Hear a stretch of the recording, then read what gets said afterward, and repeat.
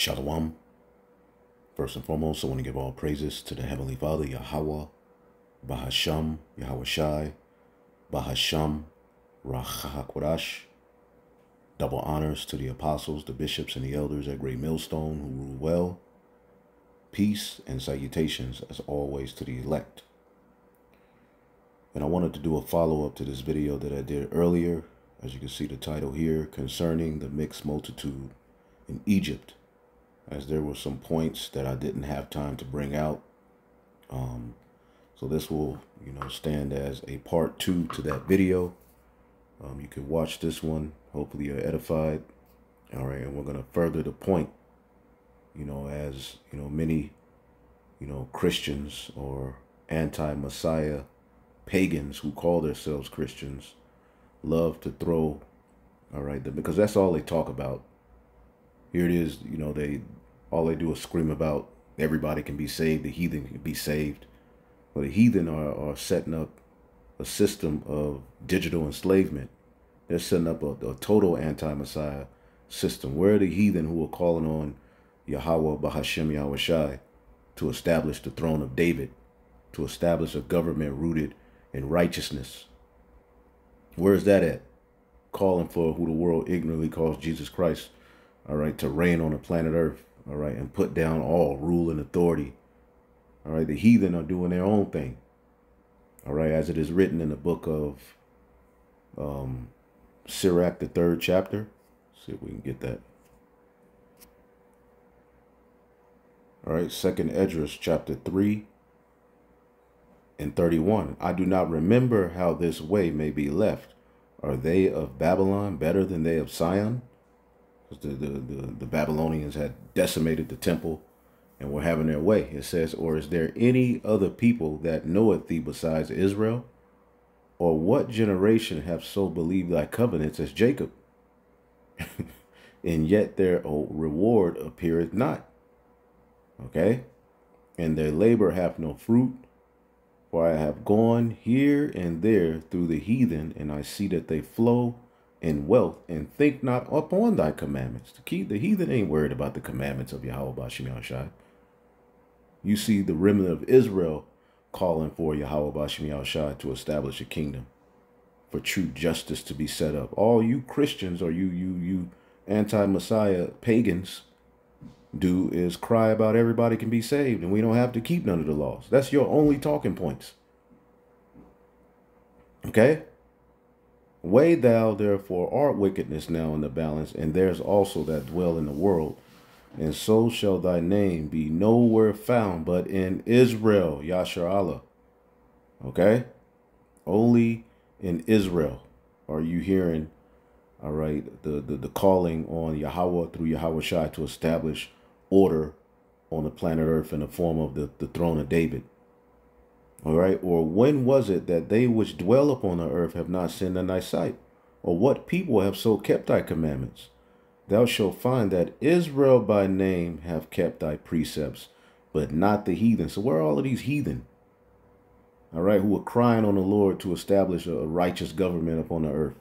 Take down all of the heathen nations. That's what Yahweh Shai is coming to do. And we believe in those precepts. Anyway, going back, to the point that we were making in that video, there was a covenant made with Abram that was passed down to Isaac and Jacob. When we read the book of Exodus, the 2nd chapter, as we showed you in that lesson, Exodus chapter 2 and 23, and it came to pass in the process of time that the king of Egypt died, and the children of Israel sighed by reason of the bondage, and they cried, and their cry came up to the Most High by reason of the bondage. And the Most High heard their groaning and remembered his covenant with Abraham and with Isaac and with Jacob.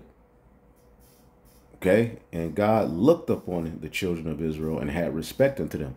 So us being brought out of Egypt, all of those plagues coming, the Lord sending Moses and Aaron, the covenant being given, it was all rooted in what he had promised, Abraham, Isaac, and Jacob. Okay, and when you go into the precepts of the Most High remembering his covenant with Abraham, it takes you directly to Genesis, all right, the 15th chapter. Okay, this is Genesis, the 15th chapter. We're going to read a little bit of this. Okay, because, you know, basically this is the chapter where, you know, Abram is receiving a promise and he's trying to process it like, well, who am I going to pass this down to if I don't have a son yet, right? An heir, okay? This is Genesis 15:3. You have given me no descendants of my own, so one of my servants will be my heir. Now, what is the heir? Okay, what is an heir? Yarash, all right, to take possession, to inherit, to be an heir, to inherit, okay, to possess what was promised, all right, unto, all right, the father in this case, okay. Then the Lord said unto him, I'm reading in the NLT, no, your servant will not be your heir, for you will have a son of your own who will be your heir.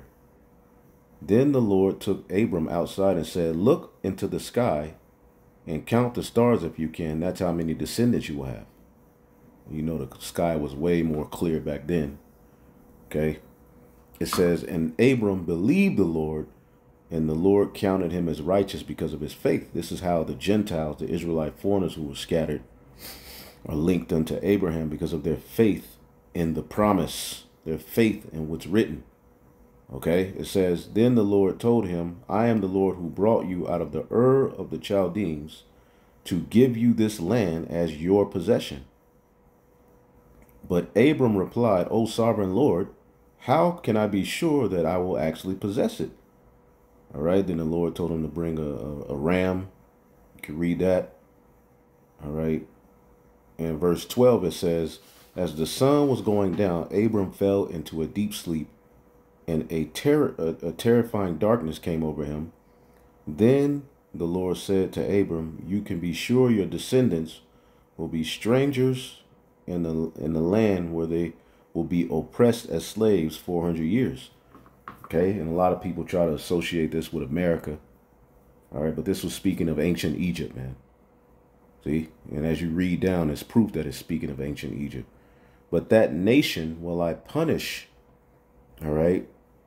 But I will punish the nation that enslaved them, and in the end, they will come away with great wealth, all right? And that's the scripture that the Israelites borrowed of the Egyptians, gold, silver, as we were being, you know, as those plagues were coming. Pharaoh pretty much gave Jake reparations, like, here, man, okay? It says, as for you, you will die in peace and be buried at a ripe old age, speaking to Abram. After 4 generations, your descendants will return here to this land. All right? For the sins of the Amorites do not yet warrant their destruction. So there was, you know, the people who were in the Holy Land at that time, those Hamite nations, all right, had to do more evil. All right? And you can read in Wisdom of Solomon how the Lord talks about it was his will to destroy, all right, those who were inherit the Holy Land. They were doing all of those odious works of witchcraft, all right, but their sins had to be fulfilled, all right, before the Heavenly Father, all right, had the Israelites go and take them out of that land and possess it. Okay, after the sun went down and darkness fell, Abraham saw a smoking fire pot and flaming torch pass between the halves of the carcasses. So the Lord made a covenant with Abram that day. All right. He made a covenant with Abram that day and said, I have given this land to your descendants all the way from the border of Egypt to the great river Euphrates, the land now occupied by the Kenites, the Kenedites, the Kadamites, the Hittites, the Perizzites, the Rephaites, the Amorites, the Canaanites, the Girgashites, and the Jebusites. They were in that land at that time. But the Lord told, all right, Abram, after 4 generations, all right, will I give your descendants this land after the sins of these Canaanites and Amorites were fulfilled. All right. It wasn't filled yet. All right. So as you go into the scriptures, right? When you go into the scriptures, or you read, all right, how we were exodused out of Egypt. You read Leviticus, dealing with the law. You read Numbers, okay, where we were, going through the wilderness. You read Deuteronomy after that 40 years of that wicked generation, dying out. You have the book of Deuteronomy, which all right, or deuce means two, the second, all right, time the covenant was introduced. The same covenant was reintroduced to a newer generation, okay, by Moses, right? So, and Moses is breaking it down to him, okay? So, you have the book of Deuteronomy after that wicked generation had died off in the wilderness after 40 years, okay? You have Deuteronomy, okay? Then you have the book of Joshua, all right? In the book of Joshua, let's get Joshua, the 11th chapter, all right? This is where we are entering into that land. This is the prophecy given to Abram being fulfilled, that his seed through Isaac and Jacob, because that very promise that was given unto Abraham was also given unto Isaac. It was also given unto Jacob, okay? All right, this is what he told Isaac, Genesis 26:3, sojourn in this land, and I will be with thee, and I will bless thee, for unto thee will I give, and thy seed will I give all these countries, and I will perform the oath which I swear unto Abraham, all right, thy father. I will make thy seed to multiply as the stars of heaven, and I will give, all right, unto thy seed all these countries, and in thy seed shall all the nations of the earth be blessed. All right. In thy seed shall all the kindred, all of your descendants are going to be blessed through the seed. All right. Which is Yahweh Shai, because we wouldn't get the full possession through the law. So it would have to come through what? Yahweh Shai. All right. And faith in him. All right. But that's another lesson for another time. I did a lesson on that as well. And we always go to Genesis, the 35th chapter, right? Genesis 35, and just jump straight to the point.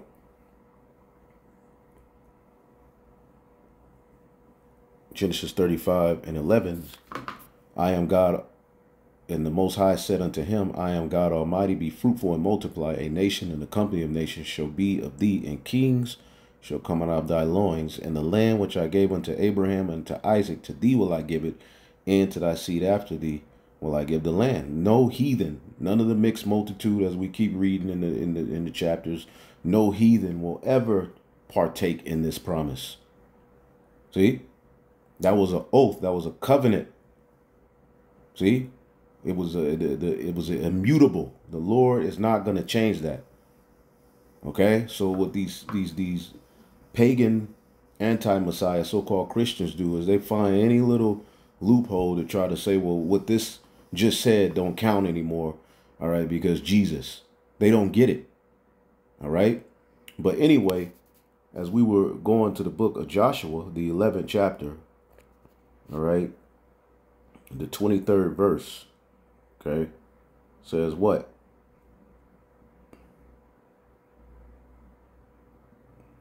All right. So Joshua took the whole land according to all that the Lord said unto Moses, and Joshua gave it for an inheritance according to their divisions by their tribes. All right. And the land rested from war. So this land, all right, that Joshua, under Moses's, leadership eventually got into, which they didn't fully get it, but they got a portion of it, all right, was to be given as an inheritance unto Israel according to their divisions by tribe. None of the large multitude had inheritance rights when it came to that promise.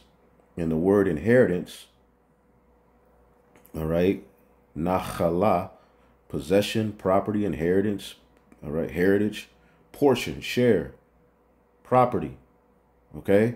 So the promised land was the property of Abraham, his seed through Isaac, his seed through Jacob, and his seed. Okay? And the promise that was given unto Abraham that his seed would come into this land, all right, and in 4 generations on down the line, eventually comes to pass, all right, through Joshua and Caleb, right? Joshua and Caleb, right? And, you know, as they were conquering these lands, let's go to Joshua, the 13th chapter, okay? And I'll read in the NLT. Now, the land yet to be conquered. When Joshua was an old man, the Lord said unto him, "You are growing old, and much land remains to be conquered. This is the territory that remains, all the region of the Philistines and the Girgashites." Remember, that was who was in that land when this promise was given unto Abraham. Okay, so he's breaking down which tribe, which heathen are in which land. You know, the Lord's like, I'm going to drive them out, you know. But as you keep going, all right, Joshua 13:6, and all the hill country from Lebanon, all right, to Misrepeth, Maim, all right, including all the lands of the Sidonians, all right, Hamites. I myself would drive these people out of the land ahead of the Israelites, all right. So be sure to give this land to Israel as a special possession, just as I have commanded you. Include all this territory as Israel's possession when you divide this land among the 9 tribes and the half tribe of Manasseh. So these lands were only to be given unto Israelites. And when you go into Numbers, right, when you go to Numbers, go Numbers 36, maybe around 6 or 7, I believe. Okay. All right. Inheritance by marriage. All right. It says, and the chief fathers of the families of the children of Gilead, the son of Manasseh, yada, yada, yada. You can keep reading that. Well, let's go to, because basically an issue came up. All right. Let's see here. Let's just jump to the point. Verse 5. So Moses gave the Israelites this command from the Lord. The claim of men of the tribe of Joseph is legitimate. This is what the Lord commands concerning the daughters of Zelophehad. Let them marry anyone they like as long as it is within their ancestral tribe. Okay, so when it came to inheritance, because a daughter can get certain inheritance blessings, you know, blessings to certain portion of land, you know, through her father or through an agreement made, you know, as she was, you know, being given unto a man as a wife. If he passed, you get this land, but it would have to be, all right, of that tribe associated with that land. So you couldn't cross, all right, Judah couldn't get an inheritance in the land, all right, of Ephraim. Ephraim couldn't get an inheritance in the land of Issachar. Issachar couldn't get, all right, an inheritance in the land of Benjamin, right? It says, none of the territorial land may pass from tribe to tribe, but all the land given to each tribe must remain within the tribe which it was first allotted. See? The inheritance. So this promise was specifically for the children of Israel. No heathen was a part of this. But now you have Christians, pagan Christians, anti-messianisms. they practice anti-messianism. Just they like to put ism on everything. Now they're telling you, well, in the first covenant, it was for the heathen as well. Which we're reading about all of these heathen that were driven out, all right, by Joshua and Caleb, all right, when you read this chapter, all right. When you read Joshua 13 to around 21, as you can see, the allotment of the tribe of Levi, all right, the land given unto the tribe of Reuben, which Levi didn't get a specific portion of land. They were on the outskirts, and ultimately all of the rest of the tribes took care of them because they were the priest. All right. The tribe of Reuben got their allotment. Okay. The tribe of Gad. See, nowhere do you read any of this inheritance land going to a heathen. Okay. Not under the first covenant, and it damn sure ain't gonna be under the new covenant. All right. Point blank, period. Okay, let's get the book of Psalms 78 and 55. He cast out the heathen also before them, and divided them an inheritance by line, and made the tribe of Israel to dwell in their tents. Yet they provoked the Most High God and kept not his testimony. So ultimately, we didn't get the fullness of the promise. All right. Because of what? The law. Because of what? The flesh. We didn't get the fullness of the promise. All right. Under that first covenant. We're going to get the fullness of the promise under the second covenant. You see what I'm saying? As a matter of fact, when you get the book of, all right, and you can read, when you read Joshua, all right, you can read, Joshua and Caleb, getting the, a portion of the land, and, you can read from like Joshua 13 to around, 21. Okay. You can read that, and that'll give you, pretty much, if you want to read that history about us, part inheritance amongst the 12 tribes with the land that we did conquer. But again, it wasn't fulfilled. See, remember, it was told unto Abram, in thy seed, all right, shall all of the families which are the kindreds of the earth be blessed. And again, that's quoted in the book of Acts. Okay, Acts, the 3rd chapter, and 25. Ye are the children of the prophets and of the covenant which God made with our fathers, saying unto Abraham, and in thy seed shall all the kindreds of the earth be blessed. So we ain't going to get the inheritance through the law. We're going to get inheritance through the promise, but it's going to take faith. And we'll show you that. So all the kindreds, patria, lineage running back to some progenitor, ancestry, a nation, all right, or tribe, a group of families, all of those who in a given lay claim to a common origin. The Israelites, which distributed into 12 tribes, descended from the 12 sons of Jacob. They were divided into families, which were divided into houses. Okay? So, as this is quoted in the New Testament, they're letting you know that this was speaking of ultimately the Israelites. And in thy seed, which is Yahweh Shai, is how we're going to receive that blessing. Because when it's all said and done, let's get the book of Jeremiah. When it's all said and done, right? Is that Jeremiah 3, around 18? When it's all said and done, in those days shall the house of Judah walk with the house of Israel, and they shall come together out of the land of the north to the land that I have given for an inheritance unto your fathers. See? We're going to possess that land, okay? That land was given as an inheritance to our fathers. Point blank, period. Okay? This is why Yahweh Shai died, because ultimately, through the law, we could never get that promise. As a matter of fact, Hebrews, right? Hebrews,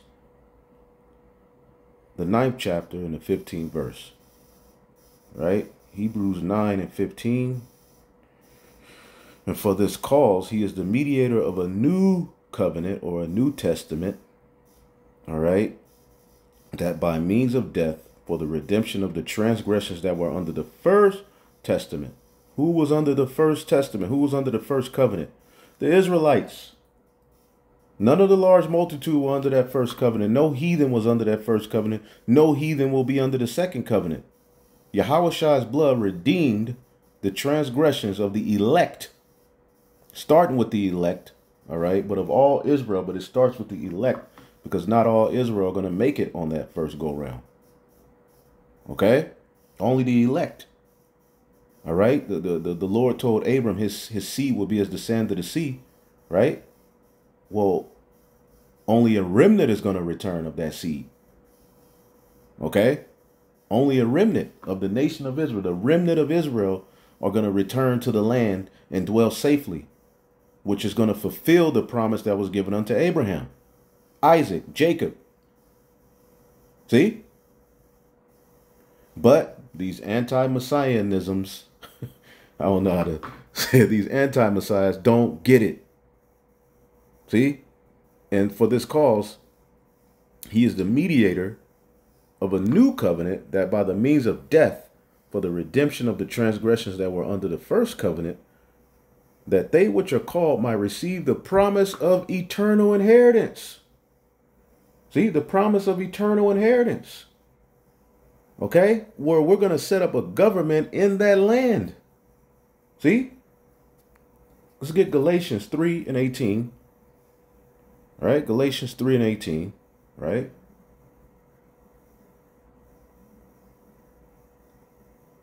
Let's start at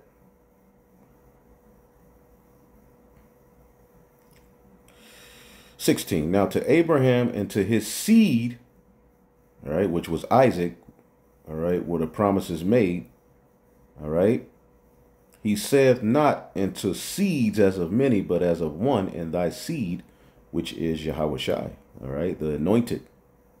And Isaac was the anointed of that time too. Okay? He was the seed on which, all right, the Most High told Abram to put that seed to death, even though he had promised it would be through him. He would get all of these great things. He told him to put him to death. And Abraham, he passed the test. He was getting ready to put him to death. And when you read in Hebrews, it tells you he believed that the Lord was going to raise him from the dead. And then it told you he did raise Isaac from the dead in a sense. All right. But that's for those who have ears to hear and eyes to see. All right. It says, as it says in one of the scriptures, it says, now we as Isaac were the children of the promise. Okay. It says, I say, in this I say, all right, let's read this in the NLT. Galatians 3 and 17. This is what I am trying to say. The agreement God made with Abraham, which was passed down to Isaac and Jacob, cannot be canceled. All right. 430 years later, when God gave the law to Moses, all right, God would be breaking his promise. So because we broke that first covenant and we're not able to fully enter into the promised land under that first covenant because of our hard-hearted, because of the breaking of that covenant, all right, that doesn't take away the promise that was made with Abraham, Isaac, and Jacob. The law was just given to show us how bad we needed Yahushua. Okay, and the law was only given unto one nation. Okay? Verse 18 in Galatians 3 and 18. King James, for if the inheritance be of the law, it is no more of promise, but God gave it to Abraham by promise. Okay? See? For if the inheritance, so this is the importance of thy seed. In thy seed would all the kindred of the earth be blessed in Yahushua and faith in him. He's that ensign that the scattered Israelites, as we would be scattered, the descendants of Abraham, Isaac, and Jacob would be scattered, would be in Yahushua that we would receive this blessing of eternal inheritance, this promised land. Okay? For if the inheritance could be received by keeping the law, then it would not, all right, be a result of accepting God's promise. Did not Abraham become a friend of the Most High because he believed? But God graciously gave it to Abraham as a promise. Why then was the law given? This just shows you it's talking about Israelites.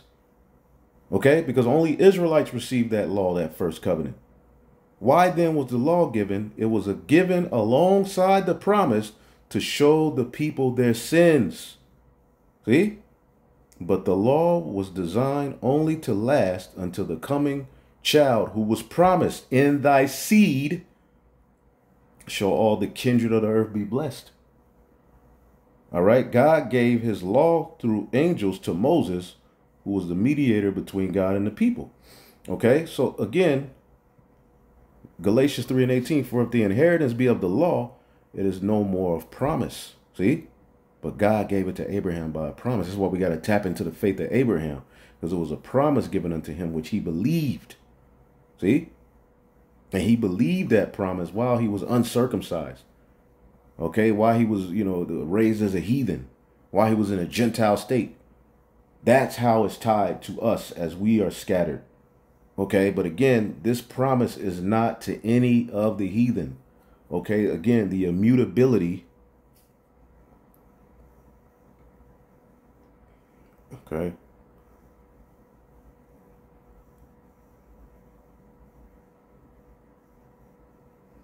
Let's see here.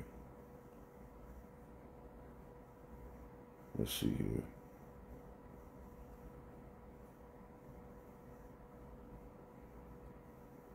Let's see here.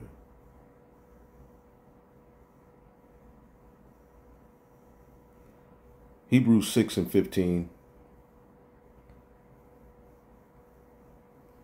So God's promise brings hope. Hebrews 6 and 13. For example, there was God's promise to Abraham, since there was no one greater to swear by, the Most High took an oath in his own name. That's why he say he puts his word above his name, because he swore on his own name, saying, I will certainly bless you and multiply your descendants beyond number. Then Abraham waited patiently, and he received what God promised, and that was Isaac. Okay, I'm going to give you a seed. He told him that, and he waited patiently, and eventually that seed came. All right, through Sarah. All right. Now, when people take an oath, they call on someone greater than themselves to hold them to it, and without any question, the oath is binding. Okay. Wherein the Most High, willing more abundantly to show unto the heirs of promise the immutability of his counsel, he confirmed it by an oath. Okay. What is an heir?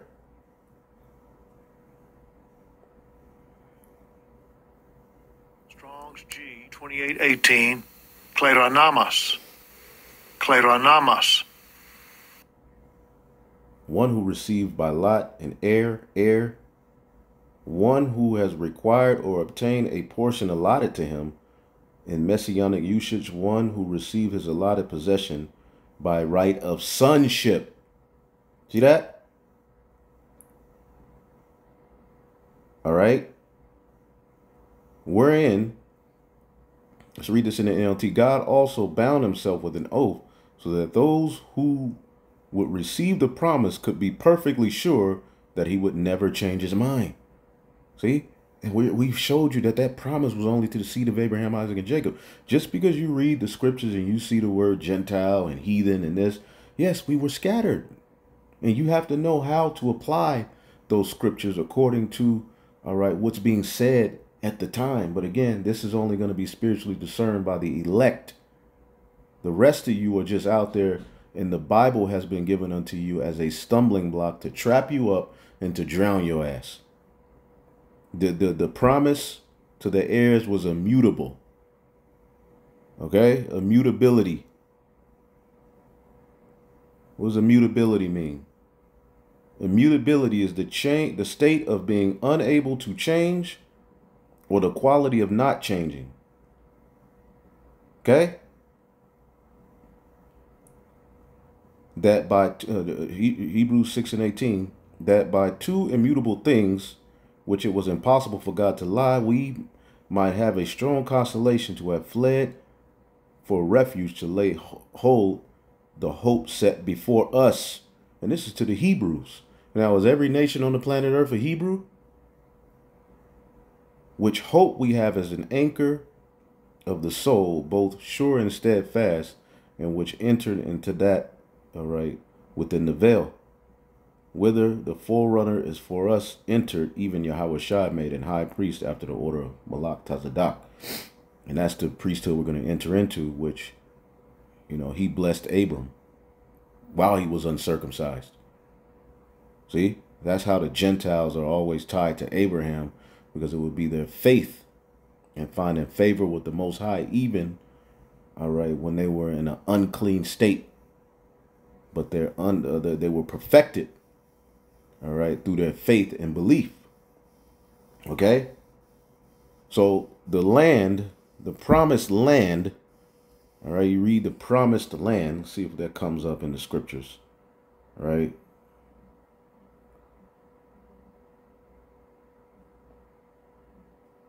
All right, Exodus 12 and 25, and it shall come to pass when ye be come into the land which the Lord will give you, according as he hath promised, All right, that ye shall keep this service. So the receiving of that promise under that first covenant was, rooted in us keeping that first covenant, which we couldn't do.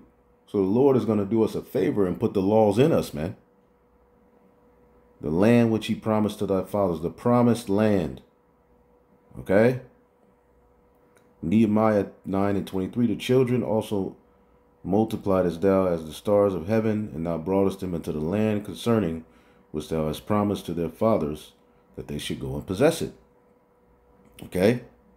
Let's get Ezekiel, and we'll close it out in a minute. Ezekiel 36:12.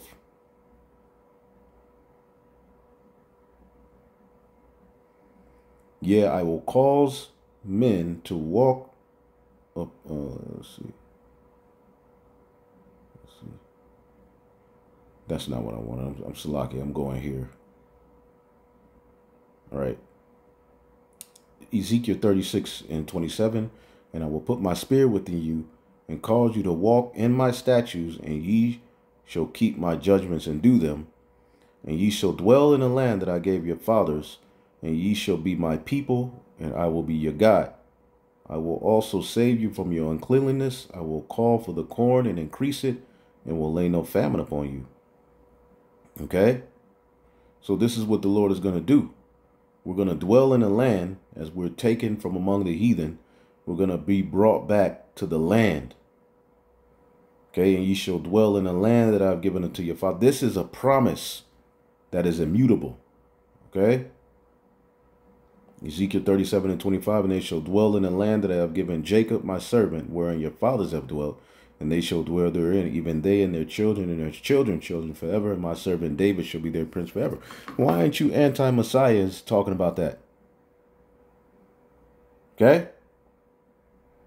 Ezekiel 39:28, then shall they know that I am Yahweh their God, which caused them to be led into captivity among the heathen, but I have gathered them unto their own land, and have left none of them anymore there. So we're going to be gathered to our land. Okay? Point blank period. All right? Judah and Ephraim. Okay? Point blank period. And this is going to fulfill the promise that was made unto Abraham. Okay? Genesis 13:16, and I will make thy seed as the dust of the earth, that if a man could number the dust of the earth, then so shall thy seed also be numbered. Okay? Same thing was told to, I believe this is Jacob, Genesis 32:12. And thou sayest, I will surely do thee good, and will make thy seed as the sands of the sea, which cannot be numbered for multitude. Okay? Let's get the book of Revelation 7, and we'll close it out. And that is going to all now be fulfilled as we return to the land through the 144,000. Right? All right. That's the governing body. All right. And then you have the large multitude, which no man could number, just that was promised to Abraham, Isaac, and Jacob. Revelation 7:9. After this I beheld, and lo, a great multitude. Because why would the Lord only deliver 144,000 Israelites, but when it comes to the heathen, they get a large number you can't even tell? No, these are Israelites, man. After this I beheld, and lo, a great multitude, which no man could number, of all nations and kindreds. In thy seed shall all the kindreds of the earth be blessed, and people and tongues stood before the throne and before the Lamb with white robes and palms in their hands. All right. And they cried with a loud voice, saying, salvation to our God. Who's he the God of? He's the God of Abraham, Isaac, and Jacob. Okay, and this word kindred, again. So this fulfills what was told to Abraham. Phile, in the New Testament, all the persons descending from one of the 12 sons of the patriarch of Jacob. Okay? From all nations. We're going to be gathered out of all nations, kindred, and tongues. So you're going to have Israelites looking like all nations. That's not enough for these people. Okay? We're even fair enough to say, yeah, you're going to have Israelites who look like heathen, who speak different languages. But they don't want that. Again, this fulfills what's written, man. Okay? In Isaiah, the 11th chapter.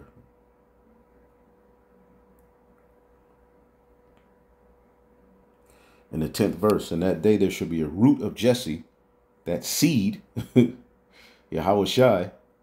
All right, Jesse is David's father, which shall stand for an ensign to the people, and to it the Gentiles will seek, as we will be scattered, and his rest shall be glorious. So rest comes through Yahweh Shai and believing in the promise. His blood was shed so that the remnant of Israel can receive of that promise and turn to the land in fashion. And it shall come to pass, the restored remnant, that the Lord shall set his hand again a second time to recover the remnant of his people, which shall be left from Assyria, Egypt, Pathros, Cush, Elam, Shinar, Hamath, and the islands of the sea. And he shall set up an ensign for the nations to assemble the outcast of Israel, all right, and gather together the dispersed of Judah from the four corners of the earth. The envy of Ephraim shall depart, and the adversaries of Judah shall be cut off. Ephraim shall not envy Judah, and Judah shall not vex Ephraim, meaning they wouldn't be rivals anymore. This fulfills, all right, the reunion of Judah and Ephraim, and this can only happen in Yahweh Shai. This couldn't happen through the law. Okay? Hopefully y'all are edified. On to the next. Shalom.